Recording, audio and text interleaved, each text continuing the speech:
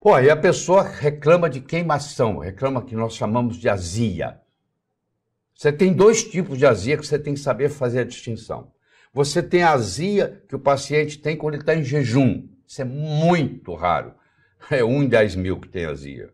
Provavelmente no seu consultório você nunca vai ver uma síndrome de Zolling-Ellison. Você sabe que existe no livro.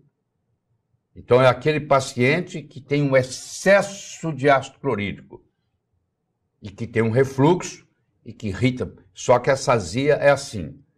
Ela acontece em jejum, você come, a azia desaparece. Isso é 1 em 10 mil. O que você vê é o contrário. É a pessoa que vai reclamar para você que ela acabou de se alimentar, logo em seguida ela tem uma azia. E o conceito que existe espalhado por aí, erradamente, é de que você tem excesso de ácido clorídrico, mas na realidade você tem falta de ácido clorídrico. Por isso que houve o refluxo. Porque a válvula pilórica que liga o estômago ao duodeno, ela é pH dependente.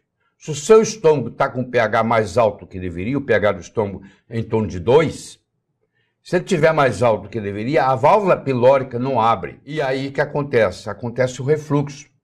Quando eu tenho um refluxo pós-prandial, que chama, eu estou dizendo que eu estou tendo uma deficiência de ácido clorídrico. Aí eu vou no médico e o médico fala assim, você está com excesso de ácido clorídrico.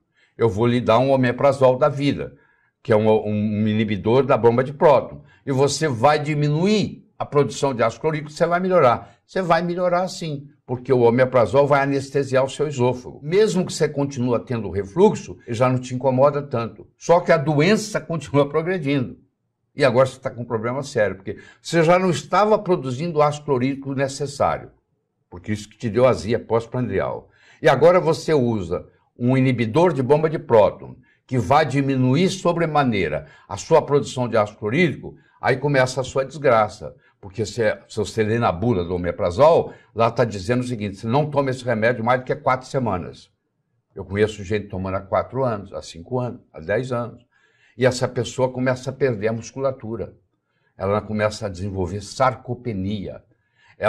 O sistema imune dela fica comprometido. Ela tem uma dificuldade de absorver as coisas. Ela começa a ter deficiência de minerais, ela começa a ter deficiência de aminoácidos, porque ela agora não digere proteína, as fezes dela têm um odor horrível.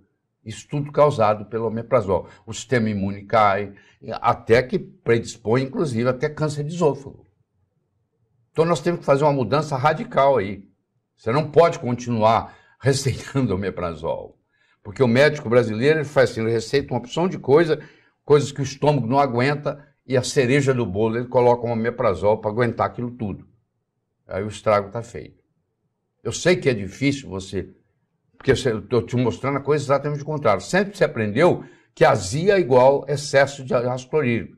E eu estou mostrando para você que azia é deficiência de ácido clorídrico. Entendeu? Tanto é que quando você dá o ácido clorídrico na forma de cloridrato de betaína, você tem uma melhora absurda. Esse refluxo, doença de refluxo, em inglês é chamada de GERD, é a doença de refluxo gastroesofágico, vai do estômago para o esôfago.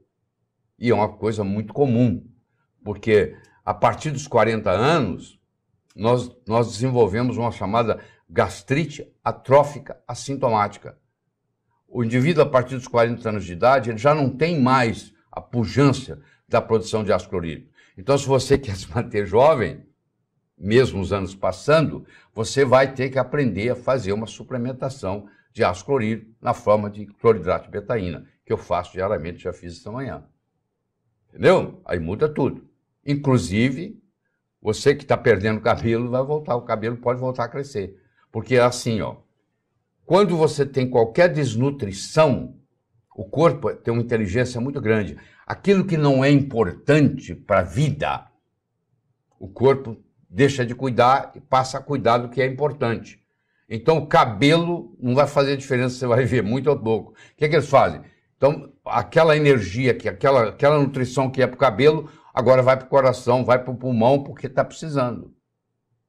Agora, quando eu começo a tomar um ácido clorídrico na forma de cloridrato de betaína, eu volto a absorver a vitamina B12, eu volto a absorver a vitamina B9, eu volto a absorver o ferro, e etc, etc. Eu volto a melhorar a minha nutrição, aí o meu corpo fala, agora sobra nutriente para o cabelo. O cabelo para de cair e pode voltar a crescer. Você entendeu? Interessante, né?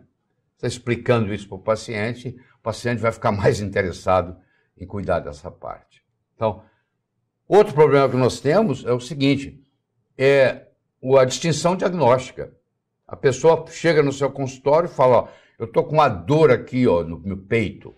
Você tem que fazer a distinção se isso é por um refluxo esofágico ou se isso aí é por um infarto do miocárdio ou por uma angina.